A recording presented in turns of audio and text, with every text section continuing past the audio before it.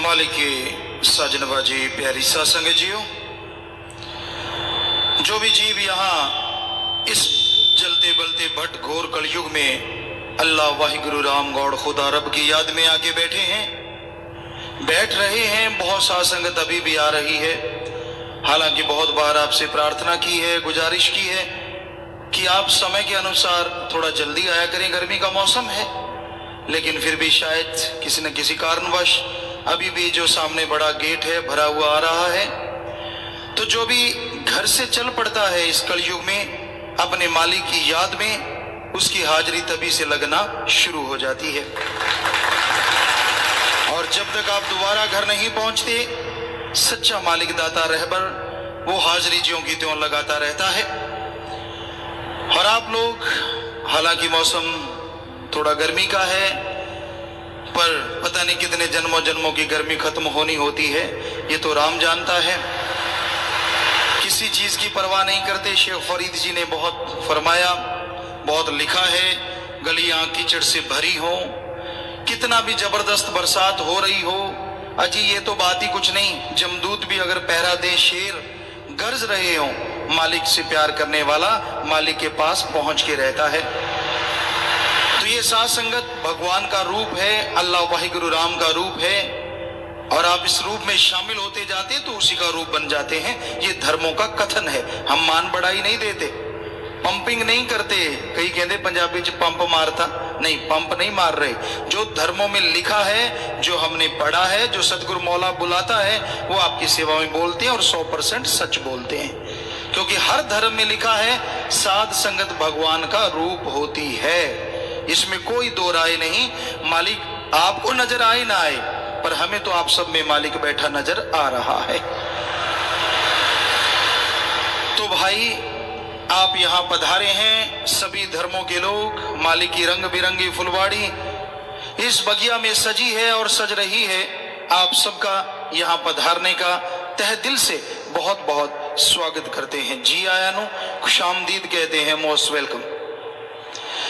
और प्यारी सासंग जियो, सत्संग शुरू करने जा रहे हैं, उससे पहले बात ख्याल में आई।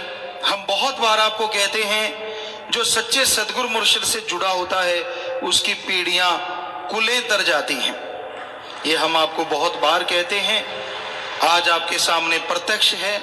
कहते हैं प्रत्यक्ष को प्रमाण की जरूरत नहीं होती। मर्दाना जी की बात आपको कितनी बार सुनाया करते हैं। श्री गुरु नानक देव जी महाराज के जो रागी थे, जो साजी थे, और उनके द्वारा गुरु जी ने पता नहीं कितने खेल खेले। मर्दाना जी की कोई हिम्मत नहीं थी कि वो कुछ करते, वो गुरु जी ही उनके अंदर भर देते थे कि अब ऐसा कर ताकि नया खेल दिखा सके। अगर उनको भूख लगती थी तो वो भी गुरु जी ही लगाते थे। ये नहीं था कि उनको ही भूख लगती थी। सतगुरु के पास सच्चे दृढ़ विश्वास से कोई रहे, उसे भूख थोड़ी ना लगा करती है। वो तो सतगुरु खेल खेलता है तो सिख की क्या ताकत। तो वो वैसा खेल खेलते थे। और फिर वो मर्दाना जी के द्वारा कितने जीवों का उद्धार हुआ, चाहे वो कौड़ा राक्षस रहा, चाहे कोई भी रहा। तो आपको कितनी बार ये कथा सुनाया करते हैं, कितनी बार ये चर्चा सुनाया करते हैं। तो आज उनकी 70वीं पीढ़ी, जिन्होंने आज रागी ने भजन सुनाया, शब्द सुनाया, यहाँ पे आए हैं, तो इनका बहुत बहुत स्वागत है। बहुत जी आया नो। परमात्मा मालिक खुशियां बख्शे, क्योंकि सतगुरु ने खुशियां तो बख्श रखी हैं, इसमें तो कोई दो राय है ही नहीं। जो सच्चे गुरु के साथ जुड़ा, देखो हम आपको बोला करते हैं, उसकी पीढ़ियां तर जाती हैं। ये तरी हुई पीढ़ियां हैं जो यहाँ पहुंची हैं। कैसे जुड़ी उनके साथ और कैसे अब जुड़ी हुई हैं, और कैसे आज वही सच्चा सौदा में ये पधारे हैं या इनके पिताजी पधारे। तो ये अपने आप में बहुत बड़ा उदाहरण है। कई संगत पूछती है, जी पीढ़ियां कैसे तरती हैं? ऐसे तरती हैं सच्चे सतगुरु का संग करके। किस सन में मर्दाना जी हुए श्री गुरु नानक देव जी के मुरीद, और आज देखिए वो राम नाम की लौ वैसे ही चल रही है और वैसे ही ये पीढ़ियां साथ साथ चले जा रही हैं। ये होता है पीढ़ियों का तरना, कुलों का उद्धार। ऐसे आगे पता नहीं कितनी पीढ़ियां तरनी है। आपको कहा है कलयुग में सतगुरु का कोई सच्चे का संग कर ले तो सैकड़ों क्या हजारों पीढ़ियां तर जाती हैं। ये तर रही हैं। तो प्यारी सासंग जियो, ये प्रत्यक्ष उदाहरण है। रही बात हमारी, हम तो आपके खाकसार हैं, चौकीदार हैं, आवाज देते रहते हैं, करने वाला मेरा सतगुरु मौला अल्लाह राम वाहिगुरु है। हम तो आपके चौकीदार सेवादार हैं। ऊंचे बैठने के दो वजह है, क्योंकि हम विज्ञान को पढ़े, नॉन मेडिकल के स्टूडेंट रहे, थोड़ा पढ़ पाए, गुरुजी ने बुलाया, लेकिन जितना पढ़ पाए विज्ञान में बहुत रुचि रहती थी। तो विज्ञान में ये माना जाता है, मनोविज्ञान में, कि बोलने वाला जब तक सुनने वाले को दिखे ना, सुनने वाले को मजा नहीं आता, वो ध्यान से बैठते नहीं, ढंग से चुप नहीं होते, इसलिए ऊंचे बैठे हैं। ये तो है विज्ञान की बात। और रही हमारे महाविज्ञान धर्मों की बात, तो धर्मों में लिखा है घोर कलयुग में जो जीव सत्संग सुनने आएंगे वो देवी देवताओं से भी बढ़ के होंगे, उनमें सतगुरु मालिक अल्लाह राम विराजमान होंगे। तो आप इतनी दूर दराज से चल के आते हैं, आपके दर्शन करने के लिए ऊंचे बैठे हैं, और कोई हमारी कोई मंशा नहीं, हम तो आपकी जुतियों में भी बैठने को तैयार हैं। हम में कोई घमंड नहीं, कोई अहंकार नहीं। अरे माइक को क्या अहंकार होगा, ये जो माइक है इसको क्या अहंकार होगा, ये तो बेचारा चुप है, इधर को कर दिया क्या बोल रहा है, नहीं बोल रहा, इधर कर दिया तो बोल रहा है। साथ संगत जी, इशारा काफी है। अगर सतगुरु मौला बुलाता है, हम तो माइक हैं, माइक।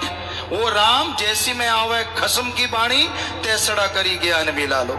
हम तो एक माइक हैं, वो सतगुरु मौला आवाज देता है तो हम बोल लेते हैं, वरना कुछ भी नहीं।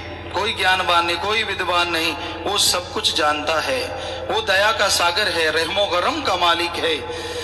सो प्यारी साथ संगत जियो, आपका कोई सवाल हो, आपका कोई क्वेश्चन, आप कोई ऐसा सवालात पूछना चाहते हैं जिससे आपके दिमाग में कोई डाउट है, कोई शक है, तो आप लिख के भेज दीजिए।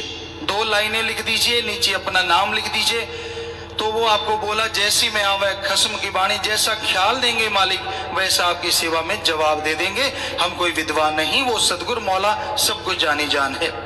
तो आप सब का स्वागत है, जो मर्जी लिख के भेज दीजिए। क्योंकि आदमी से जब आप पूछते हो, अरे अनाड़ी किसी को पार नहीं लगा सकता। अगर कोई कोच है, उसकी देख रेख में अगर आप तैराकी सीखोगे तो बड़े बड़े समुंदर पार कर जाओगे, और अगर किसी अनाड़ी के हत्थे चढ़ गए तो छोटी सी झील में भी डूब जाओगे। कहने का मतलब, आप आदमी से शंका दूर क्यों करते हैं? गुरु बैठा ही इसलिए होता है, फकीर बैठा ही इसलिए होता है कि हर किसी की शंका दूर कर सके। आप में कोई भी शंका है, मन में कोई भी शक शुबा है, चाहे हमारे लिए है, दुनिया के लिए है, अपने जीवन के लिए है, आप लिख के भेज दीजिए, ताकि यहां से जवाब लो। अरे भेड़ की पूंछ पकड़ के कोई पार नहीं होता, और गऊ की पूंछ पकड़े तो पार हुआ जाता है। और पीर फकीर तो मालिक की कृपा से बताते हैं। सो आपका कोई सवाल है, बजाय किसी आदमी से डिस्कस करने के, आप सोचो ये 50 साल पुराना है, वे 20 साल पुराना है, ये 10 साल पुराना है, इसको ज्ञान ज्यादा होगा, ये कोई पता नहीं। गूंगे भी ज्यादा ज्ञान जानते हैं जब सदगुरु चाहे तो, पिंगले भी पहाड़ चढ़ जाते हैं अगर मालिक चाहे तो। तो उस मालिक की रहमत से यहाँ पता नहीं कितने गूंगे बोलने लगे और कितने अंधे देखने लगे हैं, ये उसका रहमो करम, हमारी मान बढ़ाई नहीं है। कोई वैसे ही नहीं आता इस कलयुग में, मालिक उन्हें दूसरे रंग भी दिखाता है। उनके काम धंधे चलते हैं, जिनके पास साइकिल था आज हवा में उड़ा रहे, ये उसका रहमो करम है। जो उसके वचनों पे चलता है उसी का बेड़ा पार है, बाकी सारा संसार बीमार है, बीमार है, बीमार है, सिर्फ उसके नाम से ही बेड़ा पार है। तो भाई आपकी सेवा में अर्ज करते चलेंगे। आपका कोई सवालात, आपकी कोई बात है, कोई शक है, अपना ही नाम लिख दिया करो, दूसरा का ना लिखो तो अच्छा है। हमने कौन सा लाठी मारनी है, हमने तो जवाब देना है। चाहे आप फन्ने खा हैं या नन्हे खा हैं, जो मर्जी हैं, आप जवाब ले लीजिए। आपको जच गया तो ठीक, नहीं जचता तो ठीक। हमारा तो फर्ज है आपकी सेवा में अर्ज करना। आप हमारी अर्ज मान लो तो भला, ना मानो हमने तो सबका भला ही मांगना है। पर ख्याल ये रखना है, कहीं ये ना हो कि आप न मान के अपने बेड़ी में बट्टे डाल लो। हमें ये दुख नहीं होता कि आप हमारी बात नहीं मानते, हमें ये दुख होता है कि जो मालिक अल्लाह राम हमसे अपने वचन करवाते हैं, आप वो नहीं मानते, तो आने वाले समय में भयानक दुख आपको झेलने पड़ेंगे ही पड़ेंगे। क्योंकि माने की गति कही न जाए। मान लो तो फिर जो गति अच्छे में होती है वो कहने सुनने से परे है, आप अंदाजा भी नहीं लगा सकते, इतनी खुशियां मालिक घर बैठे ही बख्श देते हैं। सो भाई आपसे गुजारिश कि आप अमल करना और सवाल जरूर भेजो, जवाब भी ले लो, लेकिन उस पर चलना सीखो। तो आज का भजन, आज का शब्द, जिस पे आज का सत्संग है, तो वो भजन शब्द है जी, तन साफ बनाते हो मन साफ बनाया करो, तीर्थ है सबसे बड़ा सत्संग में आया करो, अरे दुनिया को रिझाते हो मालिक को रिझाया करो, अल्लाह को रिझाया करो, वाहिगुरु को रिझाया करो। तो सच्चे दाता रहबर मौला मालिक शास्त्रनाम जी महाराज के ये पवित्र वचन, इसी पे आज व्याख्या आपकी सेवा में उनके रहमो करम से करेंगे जी। तन साफ बनाते हो, आदमी सजता है, संवरता है, कितना कुछ करता है, क्योंकि ये आधुनिक युग है। हमने देखा सत्संग करते करते कई बार शहरों में घूमते रहते हैं, दुकानों में घूमते रहते हैं, बड़ा लटरम पटरम है चेहरे को सजाने के लिए, बड़ा कुछ है, बाल कैसे सजाओगे, शरीर कैसे सजाओगे, बहुत कुछ है। और मेनली शरीर सजाता है स्त्री और पुरुष, पुरुष सजाता है स्त्री के लिए और स्त्री सजाती है अपने पिया के लिए, अपने मुर्श, अपने खसम के लिए कह लें, लेकिन खसम शब्द अच्छा नहीं लगता, वो तो वाहिगुरु राम के लिए है। तो एक दूसरे के लिए पति पत्नी अपने शरीर सजाते हैं, संवारते हैं, और कई बार पति खुश होकर कह भी देता है आप बहुत खूबसूरत हैं, या पत्नी कह देती है आप खूबसूरत हैं, आप फूल के कुप्पा हो जाते हैं, वाह मेरी तारीफ हुई, और सजते हैं अगले दिन और संवरते हैं।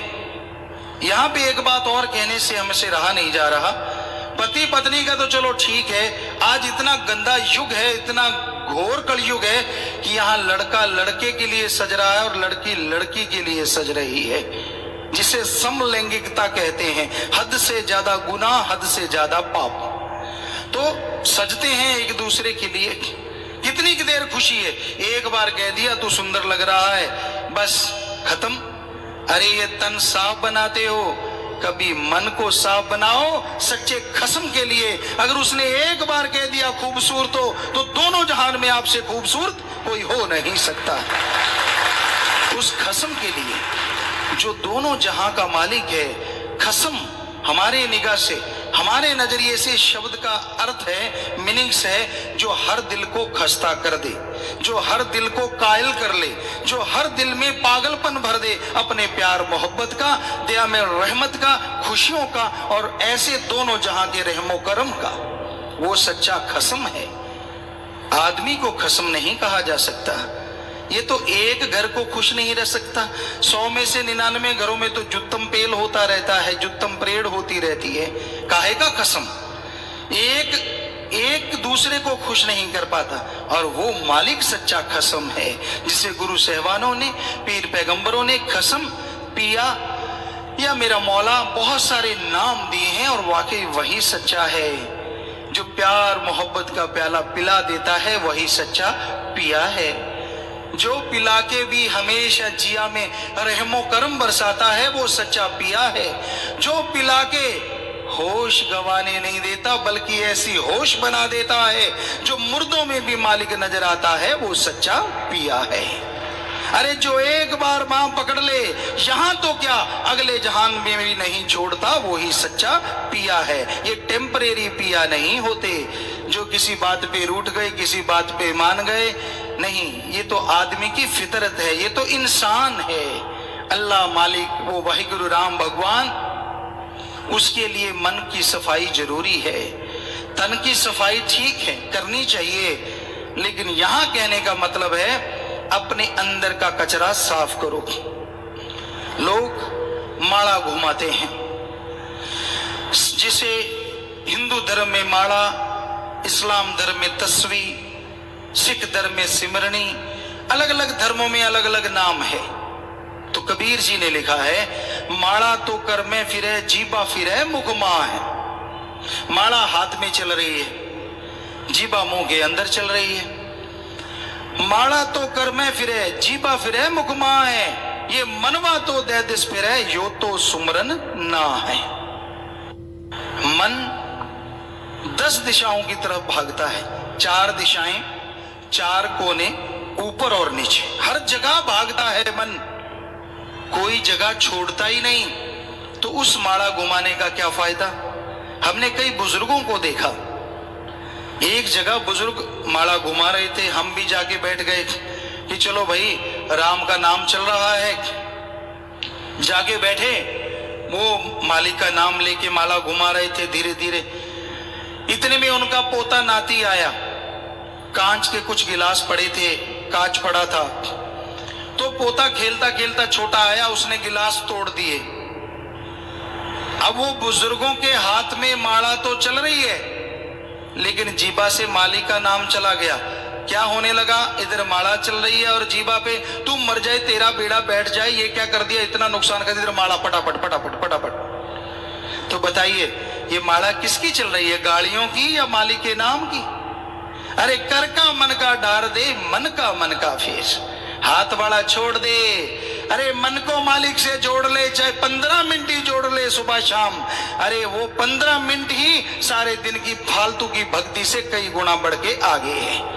अंदर के ख्यालों से, भावना से। अरे बछड़ा जैसे गऊ की तरफ आता है तो दनादन दूध आ जाता है, बच्चा रोता है तो माँ दौड़ के चली आती है। अरे जिस भगवान ने माँ को बनाया है, उस भगवान के लिए कोई रोएगा तो क्या वो भगवान दौड़ा चला नहीं आएगा। कोई रोए तो सही। लोग रोते हैं मुझे बेटा चाहिए, लोग रोते हैं मुझे दूध चाहिए, लोग रोते हैं मुझे पैसा चाहिए। अरे कोई ऐसे भी रोता है कि मुझे अल्लाह राम तू चाहिए। बस जो ऐसा रोएगा मालिक उसके पास दौड़ा चला आएगा। सच्ची भावना से, सच्ची श्रद्धा, इसी का नाम है। आज कलयुग में श्रद्धा क्या बना दी। हर धर्म में हमने देखा, मंदिर मस्जिद गिरजाघर गुरुद्वारा हर जगह गए। हम सच बोलते हैं इसलिए ज्यादा लोग पीछे पड़ जाते, लेकिन क्या करें, फकीरों का काम सच बोलना है, यहाँ सच के सिवा कुछ नहीं चलता। तो हर जगह गए, लोग क्या कहते हैं, जितनी तेरी श्रद्धा है चढ़ा दे। हमने कहा श्रद्धा भी चढ़ाने वाली चीज है। कहते नहीं नहीं, पैसा, जितनी तेरी श्रद्धा चढ़ा दे, जितनी तेरी श्रद्धा दे दे। यानी पैसे को ही श्रद्धा बना रखा है। अब अगर आदमी 100 रुपए की ठगी मारेगा, 1 रुपया भगवान को चढ़ा देगा, क्या ये श्रद्धा है। ये तो उल्टा भगवान को हिस्सेदार बना लिया कि भगवान जी मैंने 100 की ठगी मारी है, 1 रुपया तू ले ले, तेरा भी हिस्सा मिल गया, तू भी खुश और मैं भी खुश। वाह कितना चालाक है आदमी। प्रसाद सुख सुख दे, पंजाबी जी कहते सुख सुखनी, हिंदी में कहते मन्नत मांगना। इस्लाम धर्म में, हिंदू धर्म में। और मन्नत मांगते कितनी है, 25 का प्रसाद, 1.25 रुपए का प्रसाद, 51 का। हमने एक दिन सोचा ये 25 पैसे ऊपर क्यों रखते हैं। बाद में ख्याल आया कि जब जाके डिब्बा रखते हैं 25 पैसे का प्रसाद भगवान का, 25 रुपए का खुद रगड़ जाते हैं। क्या ये सच्चाई नहीं। एक पीस निकालते, ले मालिक तेरा, और बाकी डिब्बा खुद रगड़ जाते हैं। क्या ये सच नहीं। यही सच है, यही हकीकत है। तो ये तो कोई बात नहीं हुई। प्रसाद कैसे बन गया बताइए। प्रसाद 2 तरीकों से बनता है। एक तो अल्लाह वाहिगुरु राम दिव्य दृष्टि डाले या उनके चरणों में रखा जाए। नंबर 2, क्योंकि वो तो निराकार है, कोई संत सत पुरुष जो उस मालिक से जुड़ चुका हो, ऐसा संत, ऐसा फकीर अपनी निगाह डाले या हाथ लगा दे, वो प्रसाद होता है। लेकिन आम तौर पे देखा गया दोनों में से कुछ भी नहीं होता, फिर भी लोग खुद ही प्रसाद रखते हैं, खुद ही बना लेते हैं और खुद ही खा जाते, कहते मालिक खा गया। तो भाई ये गलत है, ये सही नहीं है। मन को साफ करो। इन झंझटों में परमात्मा नहीं, ना वो अमीरी में ना गरीबी में। जिसका मन साफ है मालिक मिलता उसको है। जिसकी श्रद्धा भावना अंदर से तड़प है, जो अंदर से व्याकुल है, जो उसके लिए वैराग्य में रोता है, मालिक उसके पास पता नहीं कब आगे खड़ा हो जाता है और कभी जाता ही नहीं। तो आप उस परम पिता परमात्मा को अपना बनाना चाहते हो तो छल कपट ना करो, चलित्र ना करो। वो चलित्रों में आने वाला नहीं है। कई अलग तरह का कपड़ा, अलग तरह का खाना, अलग तरह के पैसे, अलग तरह के गहने पहनने से वो मिलता नहीं। पंजाबी में एक दोहा किसी अच्छे नेक इंसान ने या किसी फकीर ने लिखा है, ऐडा भोला खसम नहीं जेड़ा मगर चलित्र ना जाने। वो इतना भोला होता तो लोग बेच के खा जाते। ऐडा भोला खसम नहीं जेड़ा मगर चलित्र ना जाने। ਇਹਦੇ घर विच ਉਹੀ हो बस सकती जेड़ी सब चतराइयां भुल जावे, जो सारी छल कपट छोड़ दे, सारे नाटक ढोंगबाजी करना छोड़ दे। उसी को सतगुरु का प्यार हमेशा कलयुग में मिलता रहेगा। जितने त्रिया चलित्र, जितने छल कपट आप करते रहोगे उतना मालिक से दूर होते जाओगे। ये कोई नाटक मंडली नहीं है, यहाँ पे नाटक करो और पार हो जाओ। हकीकत में अगर अंदर से साफ हो जाओगे, वचनों के साफ, व्यवहार के साफ अगर आप बन जाओगे तो आपको अल्लाह राम को बुलाने की जरूरत नहीं पड़ेगी। वो आपकी तरफ दौड़ा चलाएगा जी, चल के नहीं बल्कि दौड़ के आएगा। इस कलयुग में अपने आप को पाक पवित्र बना के देखो। तो अपने को पवित्र बनाने के लिए सत्संग ही एक तीर्थ स्थान है। ये हर धर्म में लिखा है। ये सत्संग से बढ़ के भागवत में श्री कृष्ण जी महाराज ने लिखा और धर्मों में संत महापुरुषों ने लिखा कि कलयुग में सत्संग से बढ़ के कोई तीर्थ स्थान नहीं होगा। क्योंकि पता था गुरुओं को ये तीर्थ स्थानों का मिस यूज होगा, गलत तरीके से लोग उसको बनाएंगे या फायदा उठाएंगे। तीर्थ स्थान किस लिए बने पहले आपको ये बता दें।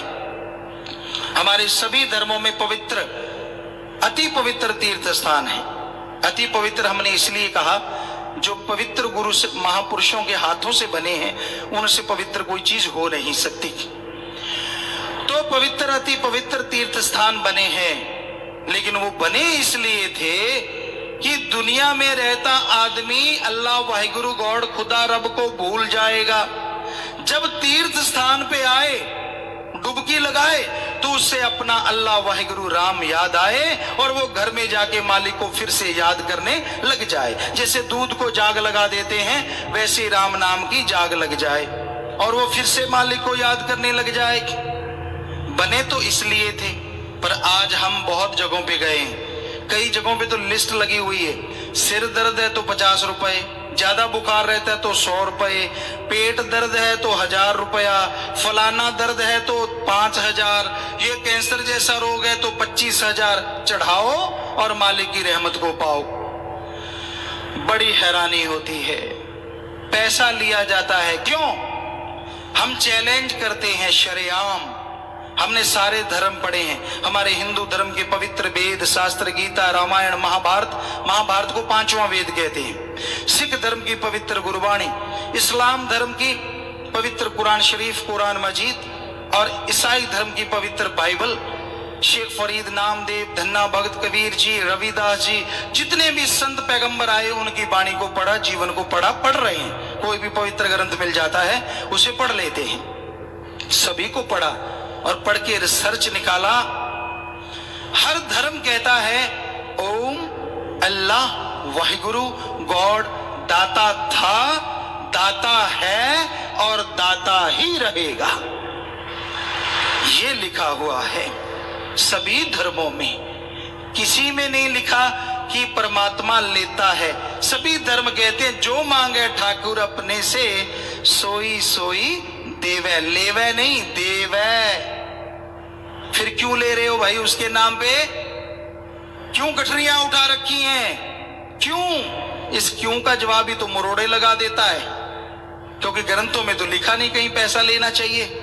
जब वाहिगुरु राम नहीं लेता, उसका संत पीर फकीर लेगा? ये किस पवित्र ग्रंथ में लिखा है बताओ? मांगन मरण समान है, मत कोई मांगो भीख, मांगन से मरना भला, ये सदगुरु की सीख। तो मांग के नहीं खाना चाहिए कभी भी। गुरु साहबानों की वाणी में भी लिखा है, आप ध्यान से सुनिए, शायद श्री गुरु नानक देव जी महाराज की वाणी है।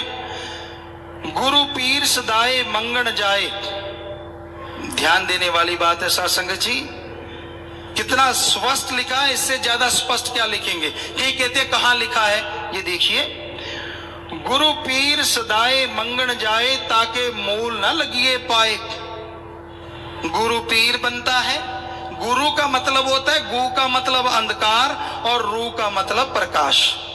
जो अज्ञानता रूपी अंधकार में ज्ञान रूपी दीपक जला दे वो सच्चा गुरु है। एक तरफ तो गुरु कहलाता है और दूसरी तरफ गुरु पीर सदाए मंगण जाए, और मांगता फिरता है, बगलियां बांध ली, ये बांध लिया, रोटी दे दो, लस्सी दे दो, छाछ दे दो, दूध दे दो, मिर्ची दे दो, जगह जगह मांग रहा है। शर्म नहीं आती? गुरु साहबान क्या कह रहे हैं, ताकि मूल ना लागी पाए। कहते उनके पांव की तरफ झुक ना जाना। जो खुद मांग रहा है, मंगता तो बना सकता है, दाता नहीं बना सकता। घाल खाए कुछ हथों दे, काल खाए कुछ हथों दे, नान करा पछाड़िए से। कि जो खुद अपने हाथों से किर्त कमाई करे, मेहनत करे और उस मेहनत की कमाई से दूसरों को खिलाए, ऐसा गुरु मिले तो समझ लो वो पूर्ण गुरु है। उसके चरणों में झुक जाओ, आपके सामने सारी दुनिया की खुशियां झुक जाएंगी। तो बहुत बड़े वचन गुरु साहबानों ने फरमाए हैं, पर यही सच्चे वचन जब सुना देते हैं लोग बड़ा हम पे क्रोध करते हैं, बड़ा गुस्से होते हैं। इसी की एक आपको बात कई बार सुनाई है। छत्तीसगढ़ में एक जगह है, जंक्शन है रेलवे स्टेशन का, अनूपपुर, बहुत बड़ा जंक्शन है। तो हम सत्संग करके आ रहे थे, शाम का सत्संग वहां रख दिया कि चलो भाई यहीं से ट्रेन चढ़ना है। तो बुल्ले शाह वाली बात, इट खड़के टुकड़ बजे, नाले तबे चुल्ला, नाले मेरा साईं राजे, नाले राजे बुल्ला, कि चलो चढ़ना तो है ट्रेन पे, क्यों ना जाते जाते सत्संग भी कर दें इस शहर में। सत्संग रख दिया और बहुत लोग आए, बहुत लोग, छोटा रह गया पंडाल। सेवादारों को उम्मीद नहीं थी, उससे बढ़ के लोग आए। रामनवमी थी उस दिन। हमने सत्संग सुनाया, ये चर्चा सुनाई कि मालिक कुछ लेता नहीं देता है। अब ट्रेन तो 9 बजे की थी, लेकिन आई 1 बजे। आपको पता ही है, क्या बताएं। तो हम वहां बैठ गए। एक सज्जन ने पर्ची भेजी, सज्जन मिले, वो पुजारी जी थे। हमने कहा हाँ जी बोलिए, सुनाइए हमारे लायक कोई सेवा पुजारी साहब।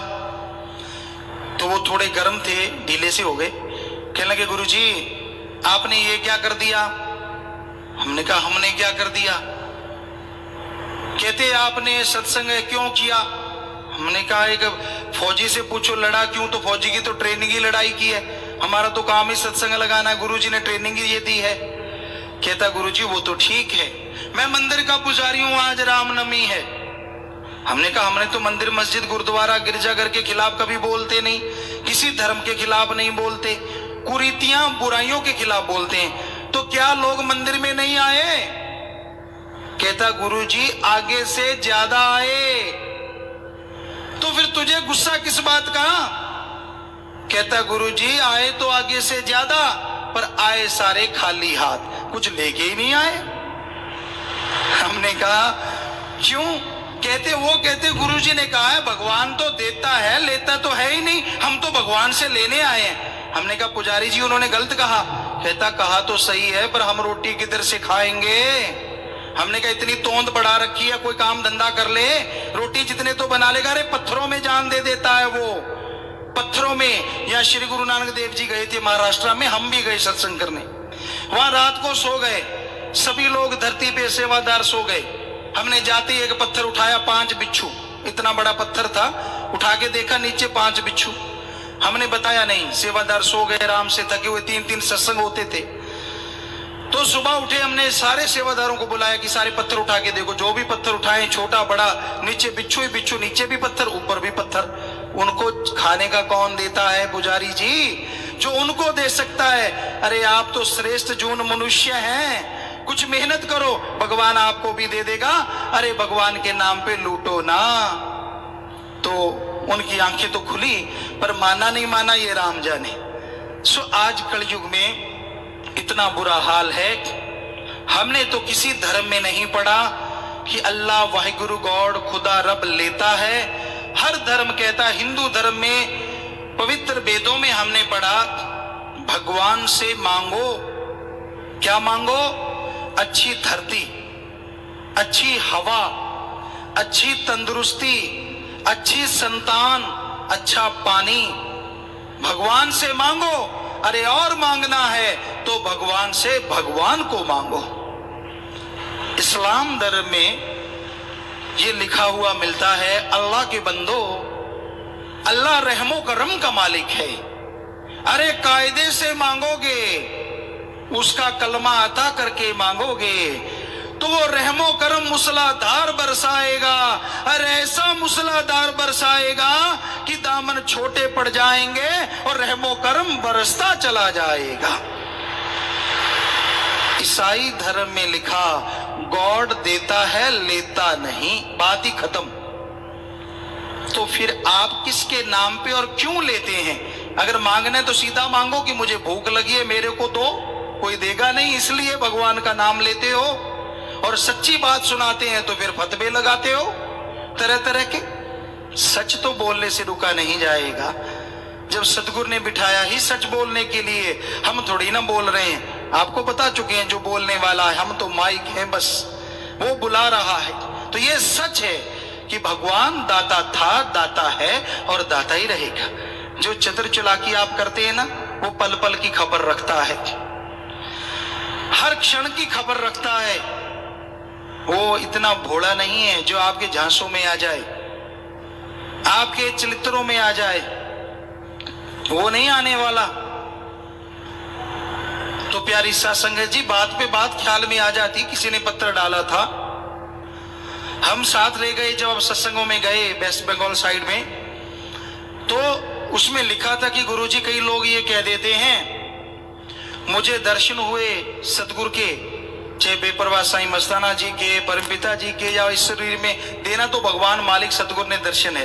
वो किस शरीर को चुनता है ये उसकी मर्जी है। वो उसको चुनता है जो उससे एक हो चुका होता है, दूसरे को तो चुन ही नहीं सकता। तो दर्शन हुए और लोग नजायज फायदा उठाते हैं। साध संगत जी, ध्यान से सुनने वाली बात है। क्या कह देते हैं, मुझे सतगुरु ने दर्शन दिए, तू मेरी सकी बहन, तू मेरा सका भाई, तू मेरी सकी माँ, तू पिछले जन्म का बाप। ऐसे कहने वाले 100% झूठे थे, झूठे हैं और झूठे ही रहेंगे। सब बकवास। आपसे रिश्ता जोड़ने के लिए, आपको ठगने के लिए।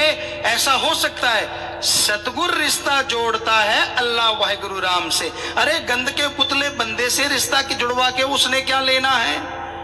ये सब फालतू की बातें हैं, ये फजूल की बातें हैं। इसमें कोई ना कोई वजह है, या तो वो आपके वचन तोड़वाएगा, या खुद वो बुरा है, कामी क्रोधी कीड़ा है जो आपको लूटना चाहता है। ऐसे लोगों के पीछे जो सत्संगी लगते हैं, आप डूबेंदे बामणा जजमान भी डूबे। वो आप डूबेंगे जो ऐसा बोलने वाले हैं, और जो उनके साथ उनका विश्वास करेंगे वो भी डूबेंगे। सो ऐसे किसी के पीछे ना लगा करो, क्योंकि सतगुरु मौला अगर दर्शन देगा तो वो सचखंड निज धाम सतलोक के नजारे दिखाएगा।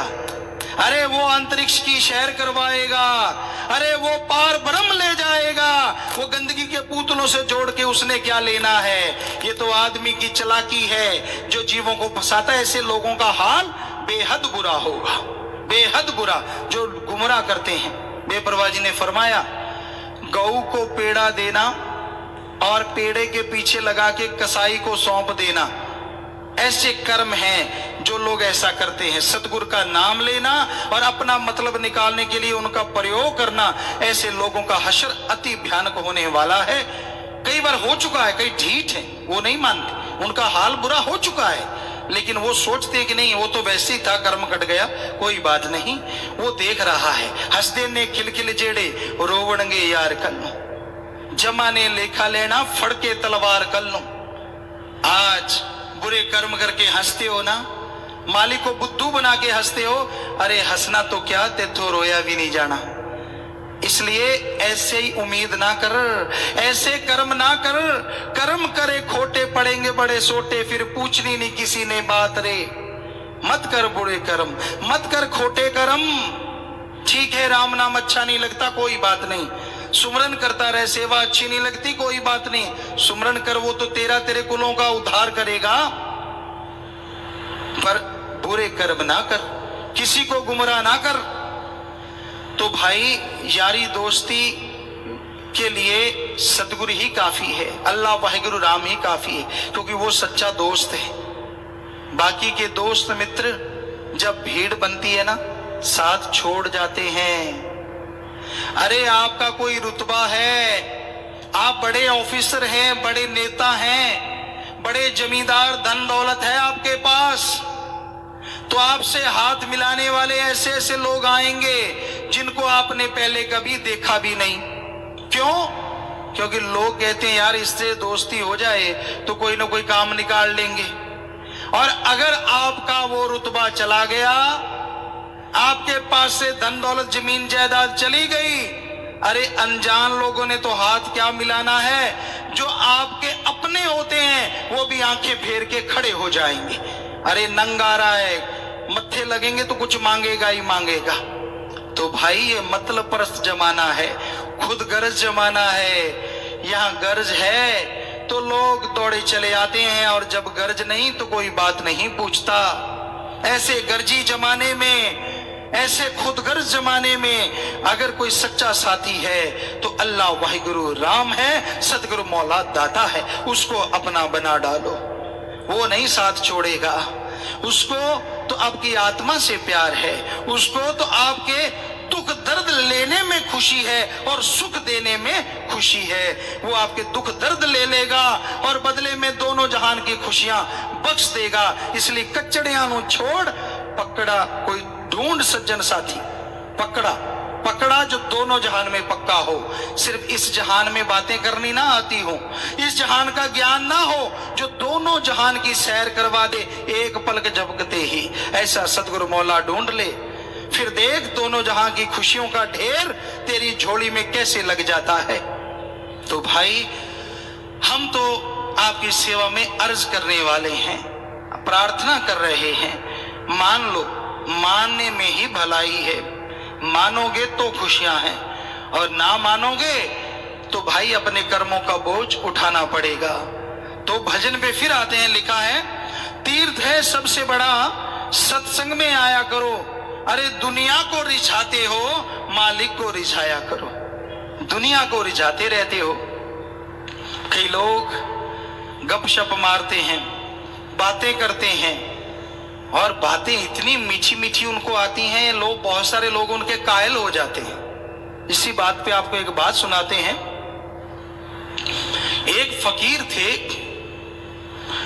और उनकी उम्र बहुत हो गई।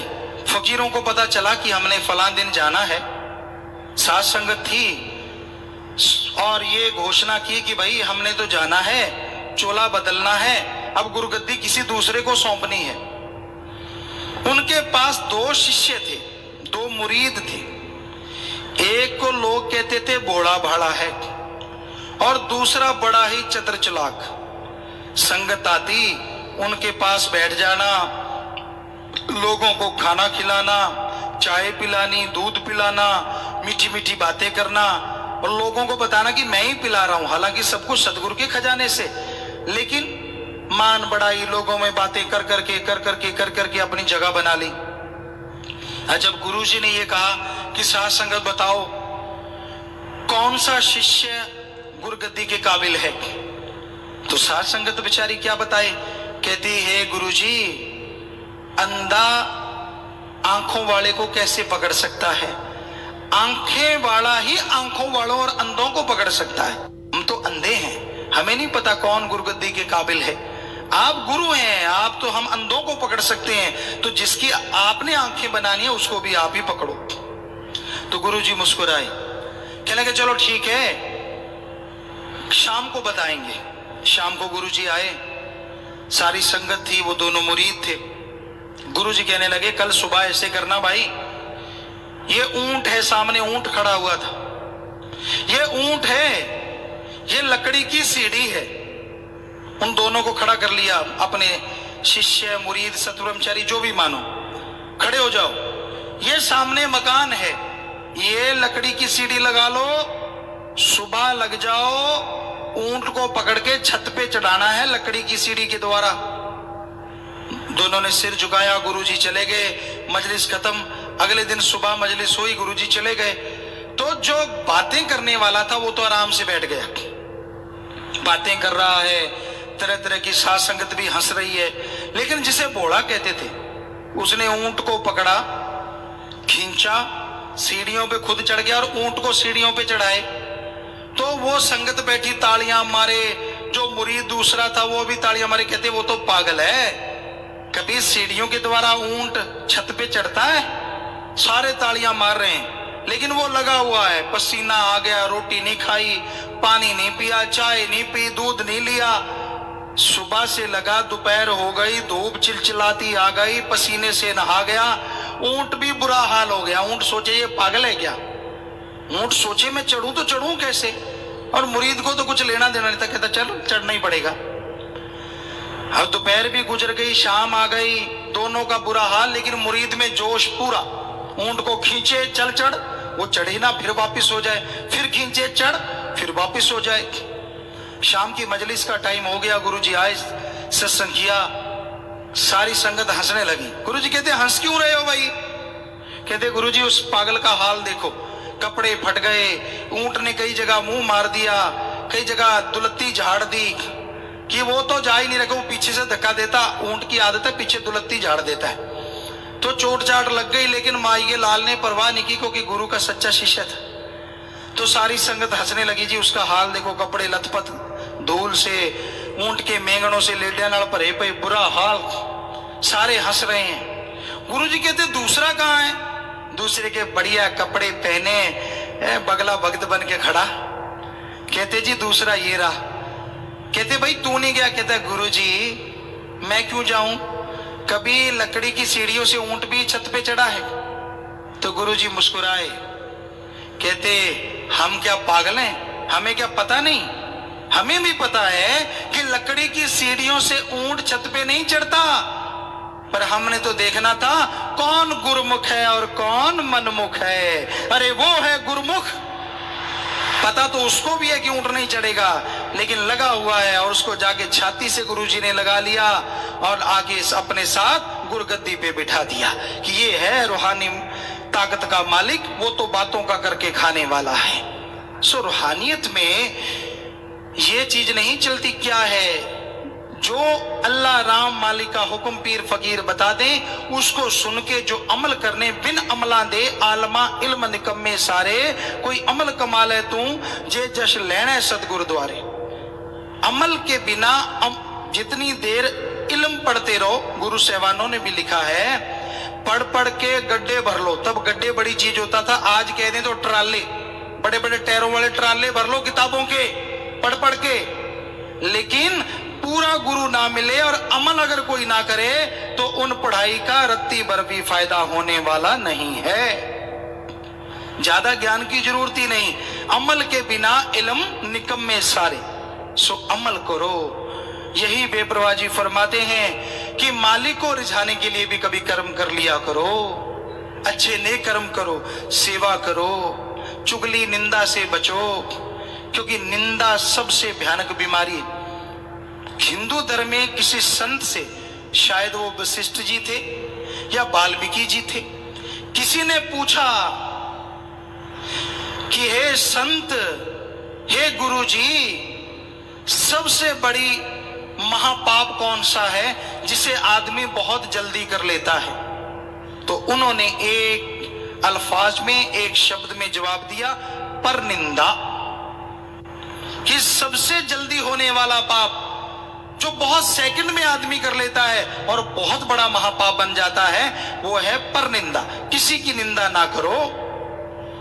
प्यारी सत्संग जियो, जो आप गाते हो वो आपके अंदर से चला जाता है, और जिसको आप देखते हो वो आपके अंदर आ जाता है। अपने गुण ना देखो, क्योंकि गुण ना गाओ खुद के गुण गाओगे तो चले जाएंगे।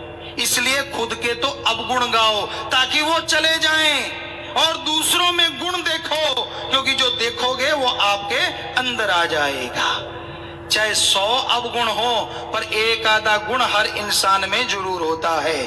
आपकी निगाह साधु संत ऐसा चाहिए, भक्त ऐसा चाहिए, जैसे सूप सुभाए, सार सार को चुन ले, थोथा दे उड़ाए। छाछ छजली जड़ी हुंदी है, सूप कहते हैं। संतों ने उससे कहा साधु भक्त ऐसा चाहिए जैसे सूप सुभाए। माता बहने भाई लोग जब आटा पिसवाते हैं गांव में जानते हैं तो गेहूं को पहले छांटना पड़ता है।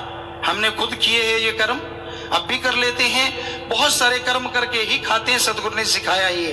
तो यूं यूं छाछ को पकड़ के एक अंदाज से हिलाना होता है, और जब उसको हिलाते हैं तो थोथे थोथे दाने उड़ जाते हैं हवा में, और जो मोटे दाने छाछ अपनी तरफ खींच लेता है। ऐसे ही एक भक्त को चाहिए, दूसरों के अवगुणों को, अपने अवगुणों को उड़ा दो और दूसरों के गुणों को ग्रहण कर लो, आप गुणवान बन जाओगे और मालिक के प्यारे अच्छे नेक इंसान बन जाओगे। तो मालिक के नूरी स्वरूप के दर्शन होंगे, तो उसके रहमो करम के काबिल बन जाओगे। तो आगे आया जी, इस दुनिया में आना जाना ये कर्मों का खेल है। माता पिता भाई सुत नारी ये संजोगी मेल है। मोह जाल में फंस करके मालिक ना बुलाया करो, ये कर्मों का लेन देन है। कभी आप माँ बाप, कभी वो माँ बाप, ये तो चलता आया है कर्मों का सिलसिला। तो उनके अनुसार आपके रिश्ते नाते बनते रहते हैं, बिगड़ते रहते हैं, पर मालिक को ना बुलाया करो इन रिश्ते नातों में पड़ के। वो तो दोनों जहां का सच्चा मित्र है, सच्चा साथी है। इस बारे में लिखा है, ये संसार स्वप्न के समान है, सपने की बाजी बनी हुई है। यहाँ संयोग वियोग के असूल के मुताबिक जीव आकर इकट्ठे होते हैं और बिछड़ते रहते हैं। जग सपना बाजी बनी, खिन में खेल खिलाए, संजोगी मिलिए किसे, वियोगी उठ जाए। तो गुरु साहबानों के पवित्र वचन भी यही फरमाते हैं। कई बार कई आदमी बैठे होते हैं, यहाँ ऐसे नहीं बोला शब्द, वैसे नहीं बोला, इसी में उलझे रहते हैं। उनका अर्थ क्या है, उनका मीनिंग्स क्या है, ये समझना जरूरी है। हर किसी की बोली अपनी अपनी है। हिंदी वाला पंजाबी ढंग से नहीं बोल सकता, पंजाबी वाला हिंदी नहीं बोल सकता। बहुत बार देखा है, हम यूपी में सत्संग करने गए, अपने पंजाब से सत्संगी थे, एमए थे, पढ़े लिखे थे बहुत, एमए। तो वहां गए और जाके कहने लगे भाई चारपाई डालो। वो कहने लगे सरदार जी क्या करना है? कहते चारपाई डालो, हमने लौटना है। वो कहते फिर चारपाई की क्या जरूरत है जब आपने लौटना है? कहता ना ना चारपाई डालो, हमने लौटना है। अब वो समझें कि जब इन्होंने लौटने का मतलब होता है वापिस जाना है, भी चारपाई डालो मैंने वापिस जाना है। वो कहते जब वापिस जाना है तो चारपाई डालने की मतलब कहना ये था कि चारपाई डालो मैंने लेटना है। कह दिया लौटना है, तो एक शब्द से कितना फर्क पड़ गया। तो कई बार पंजाबी हिंदी वालों का ये चलता रहता है, भाषा नहीं आती, लेकिन इसका मतलब ये थोड़ी ना है कि आदमी को ज्ञान नहीं सही समझ आता। जिसका गुरु पूर्ण होता है उसी को सच में ज्ञान समझ में आता है, बाकी तो हाँ बस दूसरी चीजों में ही उलझा रहता है। नहीं भाई, ये नहीं, सर्व साझा ज्ञान होता है। गुरुओं ने लिखा है सर्व साझी गुरुवाणी, सभी के लिए। उसमें लिखा है अव्वल अल्लाह। अल्लाह को वाहिगुरु नहीं किया, कर सकते थे। आज की अगर जमाने की बात करें तो अल्लाह क्यों लिखा? और श्री गुरु नानक देव जी ने, जैसे अभी चर्चा हुई, उनके साथ बाला जाट था और मर्दाना जी मीर भाई, जैसे आप सुना तो मुसलमान भाई, कैसे कैसे गुरु जी ने उनसे कितना काम लिया। कितने बड़े भक्त जिनका आज भी नाम अमर है और आगे भी रहेगा। कैसे उन्होंने तो कोई भी तकरार नहीं किया, कोई नहीं सोचा क्या जात क्या पात, कोई लेना देना नहीं। गुरुओं को इससे कुछ लेना देना होता ही नहीं, धर्म को इससे कुछ लेना देना होता ही नहीं। धर्म में तो जो मालिक के लिए तड़फता है वो मालिक का प्यारा है, और जो मन माया के लिए तड़फता है वो काल का प्यारा है। सो भाई, मालिक के प्यार में ये चीजें नहीं आनी चाहिए। जात को जात पहचानना ये मुंह में घी की तरह है, मुंह में राख की तरह है, इसलिए ऐसा नहीं करना चाहिए। ना वेदों में, ना शास्त्रों में, ना किसी पुराण में लिखा हुआ है कि कोई जात को जात होती है। नहीं, आदमी कर्म, वेदों में लिखा है कि जो हड्डियों का, मरे हुए पशु की चमड़ी उतारेगा, उनका मांस ले जाता है, उसको शूद्र कहा गया। अगर वही शूद्र के घर बच्चा पैदा हो जाए और वो ब्रह्म ज्ञान सुनाए तो वो शूद्र नहीं, ब्राह्मण कहलाएगा, शूद्र नहीं कहलाएगा। और ब्राह्मण का बेटा अगर मरे हुए पशु ढोएगा तो वो शूद्र कहलाएगा, ब्राह्मण नहीं कहलाएगा। जन्म से जात पात का कोई लेना देना नहीं है, वो तो एक वर्ग बनाए हैं धर्मों में, वर्ग कि ये वर्ग है, ये वर्ग, अदरवाइज कुछ भी नहीं। वो भी कोई फूट डालने के लिए नहीं, कर्मों के अनुसार कि ऐसा कर्म ना करो नहीं तो ये बन जाते हो। तो भाई हकीकत है, कोई जात पात नहीं है, हम सब एक हैं और हमारा मालिक एक है। हर धर्म में पुकार पुकार के कहा है। हिंदू धर्म में लिखा है ओम या ओंकार, मतलब अल्लाह ताला एक है, वो राम एक है, ईश्वर एक है, वो निराकार है और हम सब उसकी संतान हैं। हमारी जात मनुष्यता है। हिंदू धर्म में ब्रह्मा जी के पुत्र संभ्य मनु और औरत शतरूपा की औलाद हैं हम, ये हिंदू धर्म कहता है। इस्लाम धर्म में आता है ला इलाहा इल्लल्लाह, अल्लाह ताला एक थे, एक हैं, एक रहेंगे और हम सब उस सारी खलकत उसकी औलाद है, हम सब उसकी औलाद है और हमारी जात आदमियत है। इस्लाम धर्म में पहला इंसान आदम, औरत हव्वा, इसलिए आदमियत। सिख धर्म में एक ओंकार, वैसे एक ओंकार कहते हैं लेकिन बोला ऐसे भी जा सकता है एक ओंकार, यानी बीच में छूटता है, यानी मालिक का आकार नहीं है। अगर एक ओंकार बन गया तो उसका आकार बन गया, अक्षर पूर्ण हो गए, पूर्ण नहीं, ऐसे खुला है एक ओंकार, तो बोलने में अंतर आ सकता है किसी के भी, उसे कोई फर्क नहीं पड़ता। अर्थ समझो, इसका मतलब क्या है कि मालिक एक है और वो निराकार है, किसी आकार में नहीं आता। और मानस की जात सब एक को पहचान, वो एक पिता एक के हम बारक। कहां कहां नहीं कहा गुरबाणी ने, कितने को लोग मानते हैं वचनों को। सारे धर्म के लोगों से हम पूछते हैं कितना को मानते हो, सामने तो कहेंगे हाँ जी हाँ जी, और जब कोई अकेला मिले, यार ये तो अपने वाले हैं, वो तो दूसरे वाले हैं। ये अपने और दूसरे कौन से हुए भाई? जब धर्म कहते हैं हम सब एक और मालिक एक, यही सच्चाई है, यही वास्तविकता है। तो आगे आया कौन देश है, कहाँ है मालिक, किस लिए तू आया? काल देश में आकर भूला, सारा माल लुटाया, जो व्यापार करने आया उसको ना भुलाया करो। इस बारे में लिखा है जीव जगत अंदर मना जन्म पाकर, काज अपना आपने संवारा ना, एक घड़ी ना बैठकर नाम जपा, फर्ज अपना मूल विचारा ना, काम क्रोध मोह लोभ अहंकार ताई, साथ नाम तलवार के मारा ना, व्यर्थ जन्म हो जावसी विशन दासा, पूरे संतों से नाम जेकर धारा ना। तो संतों ने, नेक इंसानों ने, कवियों ने, लेखकों ने, हर जगह गुरु पीर पैगंबरों ने यह लिखा है कि गुरु बिना ज्ञान नहीं होता। आज आधुनिक युग है, चलो राम का, अल्लाह का, वाहिगुरु का ज्ञान तो महान है, दुनिया ज्ञान तो कोई बड़ी चीज नहीं, छोटा सा ज्ञान है। क्या आप बता सकते हैं कोई ऐसा स्कूल, ऐसा कॉलेज जिसमें गुरु, टीचर, लेक्चरर ना हो? क्या कोई ऐसा स्कूल है जिसमें गुरु ना हो? दुनिया ज्ञान तो कोई बड़ी चीज नहीं, किताबें रखी हो, बच्चे जाएं पढ़ के पास हो जाएं। कोई ऐसा स्कूल कॉलेज है? आप कोई कह रहे नहीं, क्या बाकी कहते हैं नहीं है? हकीकत है ये नहीं है। तो जब दुनिया के ज्ञान के लिए टीचर गुरु चाहिए जो आत्मा को भगवान तक लेके जाता है, क्या उस ज्ञान के लिए गुरु की जरूरत नहीं? कहां लिखा है नहीं जरूरत? गुरु बिन कोई ना उतर सी पार, हो ही नहीं सकता पार उतार। हर धर्म में पुकार पुकार के लिखा है गुरु जरूरी है, गुरु जरूरी है। और गुरु गाइड है, गुरु टीचर है, गुरु लेक्चरर है, वो बताएगा तभी बेड़ा पार होगा।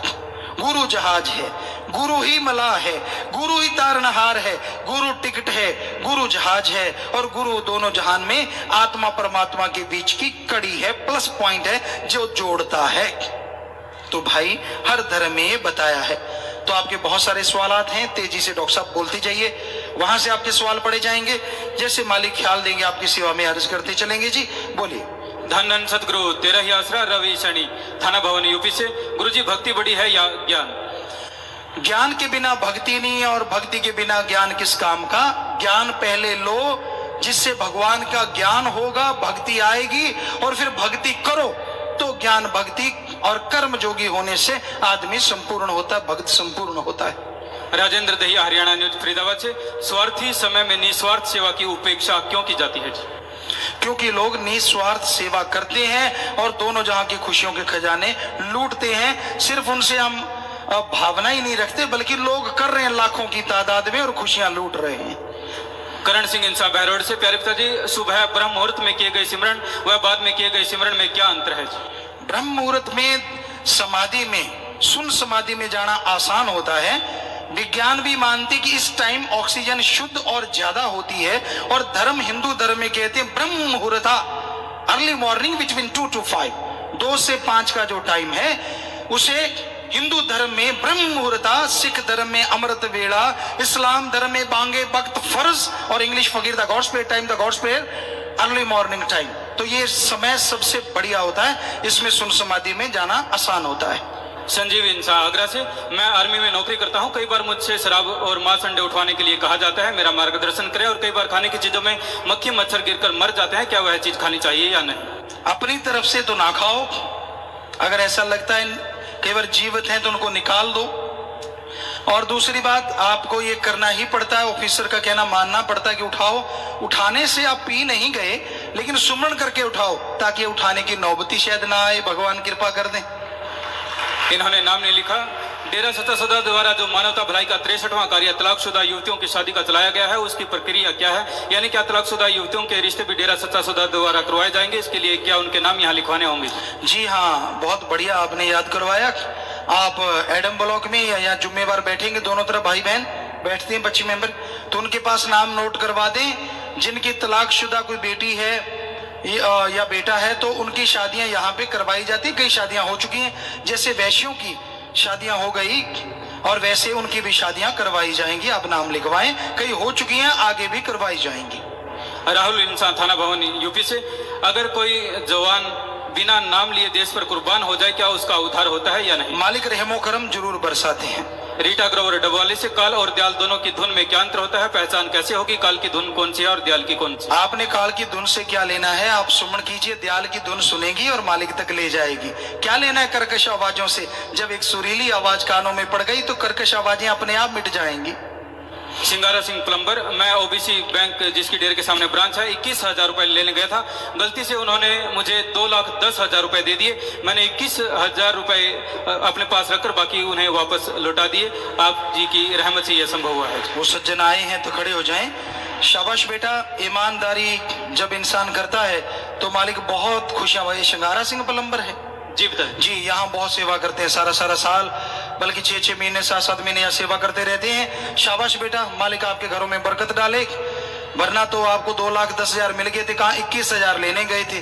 तो ये मालिक की रहमत है। वरना तो लोग थूक में हाथ मारते देखे और बाद में गाली देते हैं, यार गोल गोल थूकते हैं, मैंने सोचा 5 का सिक्का पड़ा था। तो ये तो मालिक की रहमत है। हाँ जी, शाबाश, आशीर्वाद प्रसाद ले लेना और इनका सचकों वालों को भी मिलाना भाई। कृष्ण इंसान जो इटली से। पूज्य पिताजी, आप जी ने लड़के और लड़के के भेद को मिटा, अर्थी को कंधा और मुख अग्नि देने की नई रीत शुरू कर बेटियों का मान बढ़ाया है, जिसके लिए अपने पावन चरणों में, आप जी के पावन चरणों में कोटि कोटि धन्यवाद करता हूँ। गुरुजी, बड़ी उलझन थी क्योंकि मेरे 3 बेटियां ही हैं। गुरुजी, आपने मुझ जैसे हजारों बेटियों वाले बापों की किस्मत खोल दी। कृपया इस बारे में संगत को और विस्तार से बताने की कृपा करें। जी, अभी हम जब वेस्ट बंगाल साइड से सत्संग करके आए तो सतब्रह्मचारी यहाँ पे थे, बहुत ज्यादा सेवा करते थे, बुजुर्ग हो गए सेवा करते करते।